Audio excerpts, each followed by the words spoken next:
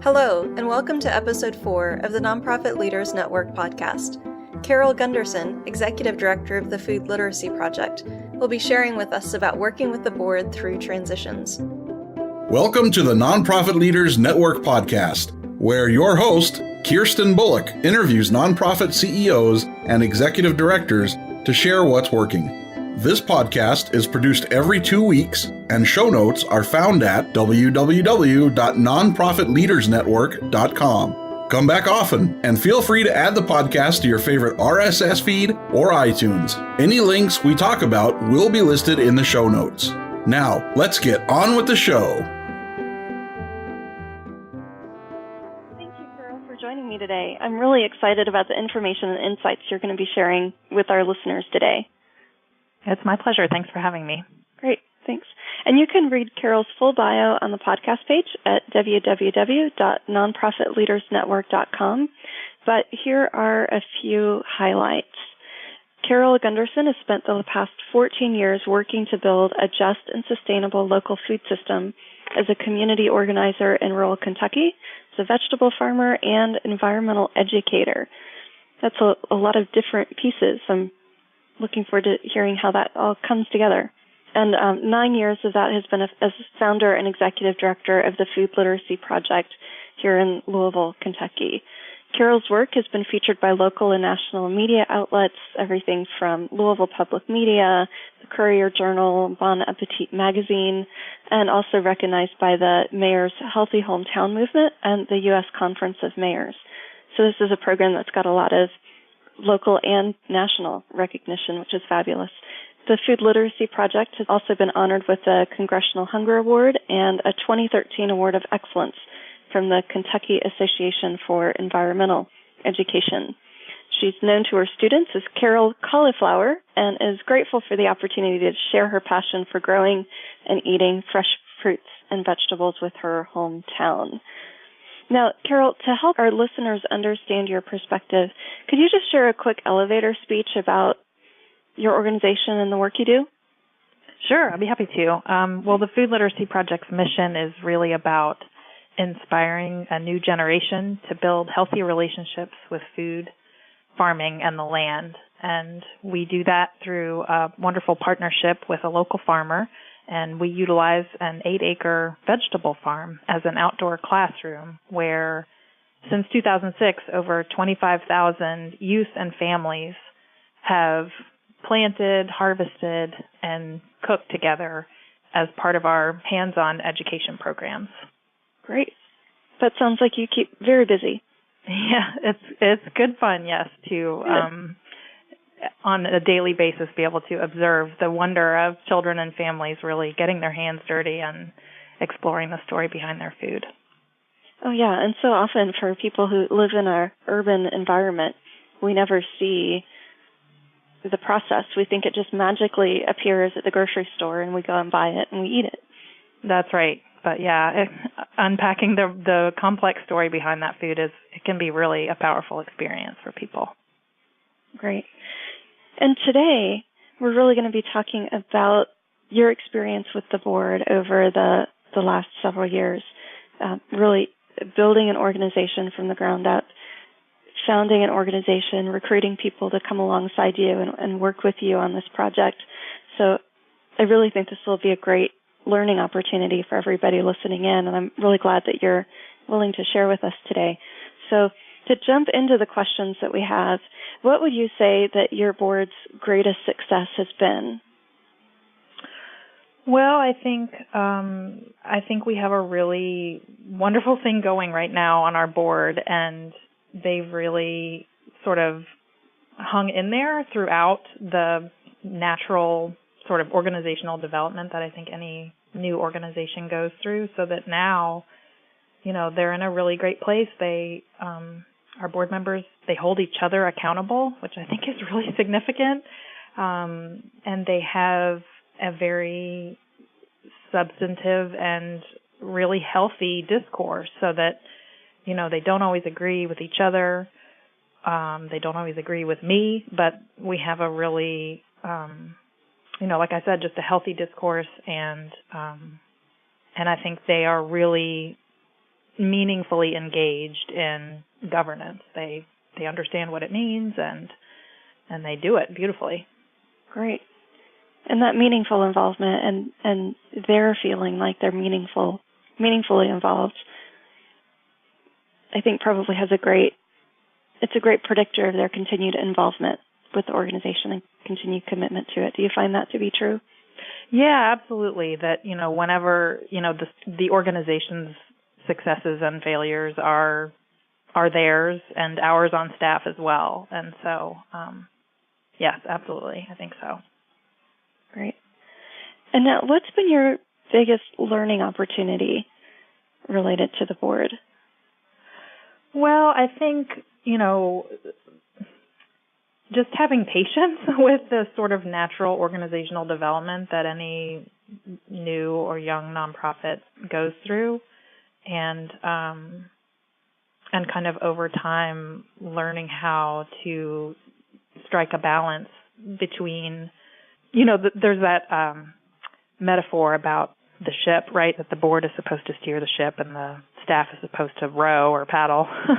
Mm-hmm. And just kind of going along, we've all had to learn how to sort of figure that out and negotiate those differences about who, which decisions are whose to make, and the board letting the staff do its job, and likewise in reverse, the staff letting the board do its job has been, it's been a learning curve and an opportunity to kind of figure it out as we go. Great. And that is actually a perfect lead-in to my next question, because as organizations grow, the role of the board often changes. Often in a founding organization, the board is hands-on. They're doing a lot of the work. But as the organization grows, they need to evolve and change, and that can be really tough and sometimes messy, because everybody's passionate about trying to do what's best for the organization based on the information they have available at the time.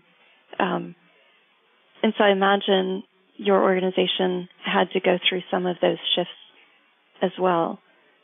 Were there any clues you saw that were indicators to you, either in the moment or looking back now and reflecting on it, that you saw that other founding executive directors might keep an eye out for as they start going through this growth shift, the growth transition? Sure. Well, I think, like you said, a lot of new, young organizations, board members are doing many things, not just acting as board members in a governance role, but also, here they were literally, because we had, as a startup, we had no resources except for those of us around the table. So our board members were really involved in things like writing our curriculum for our education program and, spreading mulch literally in the garden. And I think, in order for them to really embrace their governance role over time, they sort of had to step away from those other things. I think it's certainly possible for a board member to do both, to play a governance role as well as a more sort of programmatic or staff type of volunteer role. But it takes a lot of communication, and I think it's, it can be tough for board members to do both, to sort of be, have the sort of big picture perspective that a board member needs to govern effectively, and also to be involved in some of the minutia and day-to-day work. So, one thing that for us was a clue was just, recognizing at some point that not everybody had a sort of common vision for our strategic plan in terms of how that document was meant to guide our work, and that if either the board or the staff were going to make a decision that kind of was a shift in that strategic plan in some way, right, that either added or subtracted something from it, that was a conversation that needed to happen, right, that everybody kind of needed to be around the table for. So, yeah, I think we've certainly done a lot of learning along the way about how to invite board members, not just to govern, but also to do some of the many other things that need to be done. And I think that takes a lot of transparency and, and just communication about the various roles board members are playing and who's responsible for which decisions. It takes a pretty high degree, I think, of communication to do that well. Right. And when we talked earlier, you mentioned the need to let staff know and everybody else know which role the person is in at the moment. So if somebody's volunteering in the office answering phones and they're a board member, at that moment they're playing the role of a volunteer versus coming into a board meeting and playing the role of staff. And that's a difficult line, I think, for, like you said, it requires a lot of transparency and talking about things. Yeah, and I think in a lot of, there are a lot of moments in which those things are really clear, right? Like everybody knows that the board is responsible for approving an annual budget and authoring a strategic plan and, doing some of, like making big decisions on behalf of the organization. But, and everyone also knows that the staff is responsible for, sort of executing the mission of the organization each day. But then there are a whole bunch of other things that are sort of gray areas. And, we're still to this day figuring that out. I was just a few weeks ago, and we were fortunate enough to have some help from a retired corporate HR person to help me kind of retool our employee handbook. And I said something to her about, when I get this draft done and I take it to the board, and she said, take it to the board, you're the executive director. That's your responsibility to draft and implement that policy, and you can certainly share it with the board as a matter of information and as a courtesy, but it's not their policy to draft. And that, of course, made complete sense to them when I said it to them, but it was just how we'd always done it, right? Like our board had always approved our personnel policy or employee handbook. And so it's an ongoing journey to understand, where that line is between a board decision and a staff decision. And sometimes, it's sort of neither or both, right? Like, for example, there are a lot of decisions that I make that are mine to make that I certainly want board input on, that I, can go to a board member or to the whole board and say, gosh, I'm looking for your input. It's my decision to make, but I need your help in making a good one. And that's a really important role, I think, that a board can play. But I think being clear about those distinctions is important. It's important with our staff, too, that, everyone on our staff understands kind of what decisions are theirs to make and which ones aren't. It's as much an art as it is a science, I think, but it is, and especially in a fairly young organization, figuring those things out, because I think in most cases we just end up making it up as we go along. Yeah, and I mean, that's certainly what we've done, and fortunately that's worked out pretty well for us. Good. But yeah, I mean, I think, one thing that's been a really key lesson for me is not assuming what goes without saying, and it can be really hard to anticipate what does and doesn't go without saying. So I think it's an ongoing journey to sort of, for everyone to understand what their role is and what authority they have to make which decisions. Mm-hmm. That's great. And in the middle of all that transition and moving from hands-on work to governance work and kind of a hybrid for your organization, were there some things that you saw that helped in minimizing the challenges as you went along? Key learning points maybe for our listeners about things to do that help streamline and ease that process? Sure. Well, I think, we've already talked about transparency and communication, and sometimes it can feel like over-communication to say the things that we perhaps thought might go without saying, like, just say them. Sometimes it's helpful to clarify, like I said, for me to go to the board or a board member and say, listen, this is a decision that I need to make, but I would love to hear your thoughts about it before I make it. And so that's been really useful. And I also think, just sort of hanging in there and having patience with what I perceive to be a really natural and organic process of organizational development. I think a lot of organizations go through it. And for me, what worked was just sort of staying with it and staying present, around the table with the board and with our staff. And I think, it can be really hard to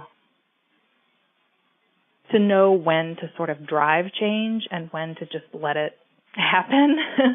And I think certainly some combination of both was what worked for us.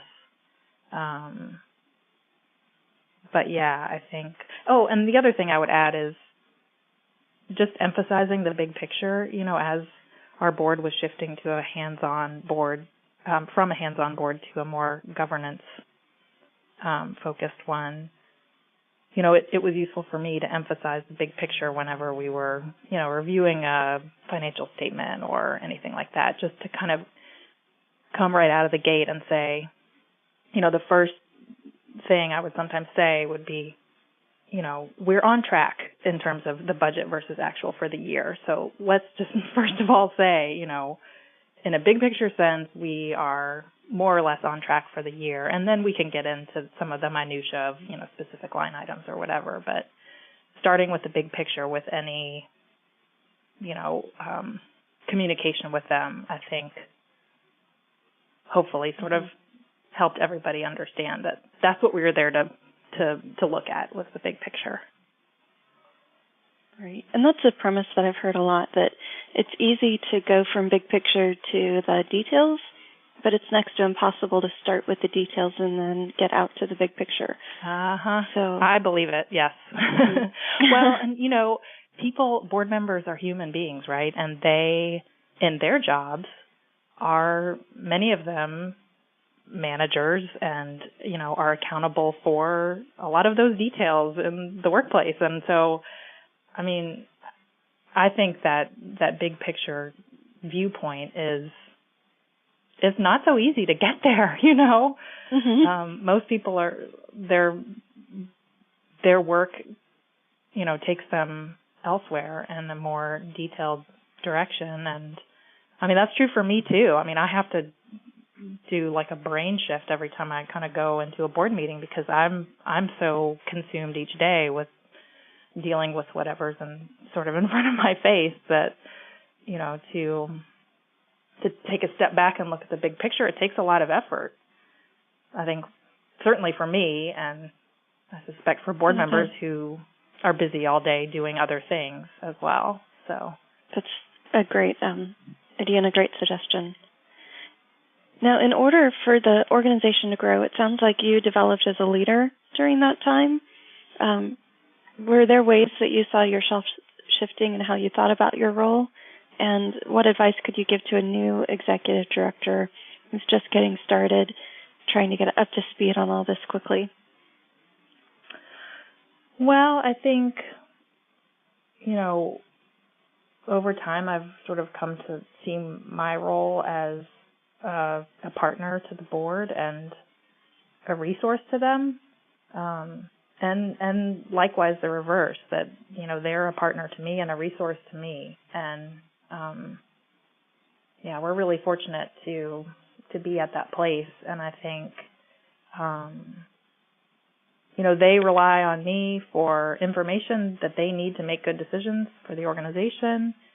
And likewise, I need things from them as well. And so I think, thinking of ourselves as partners has been really useful. And I think, gosh, as far as advice, I guess asking for help has worked really well for me. I sometimes think like one of my best skills is asking for help because, I certainly don't know everything, and it can be tough as a leader to not know everything. But, I've been able to leverage a lot of resources, even, just sort of in my peer group and professional network to help me along the way. And so asking for help both from the board at large and from board members, and also from colleagues outside the organization. Because I think that outside perspective, for me, has been very critical, and just being able to sort of guide my leadership and help me to grow as a leader. Because sometimes those around you each day are, they're also consumed with the day-to-day execution of the organization's mission, and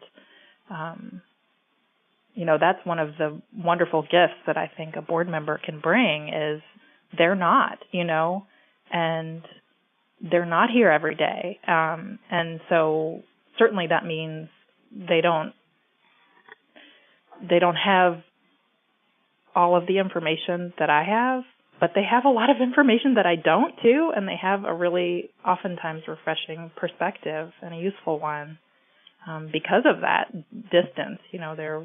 They're not here every day, and they can really add value. So, so I think for me, asking for help both within the organization and outside of it has been critical. That's great. And so often we see asking for help as a weakness, but really, as a leader, I think it's a strength because you can really get some outside perspective, make everything's better when you're willing to admit, I think, that you don't know everything. Yeah, I would never have survived without asking for a lot of help. It's just key. There's no way that I can know everything that I need to know to be successful here without that. It's, I have no formal training in, being a nonprofit executive director, and I've certainly had some great mentors along the way, but, there's that saying, it's lonely at the top, and it can be. Sometimes you just need to pick up the phone and get some perspective on whatever is facing you. So, yeah, it's key for me. I do it all the time to a degree that sometimes I worry I'm bothering people. But I think to cultivate that network of colleagues who can help is really important. Absolutely.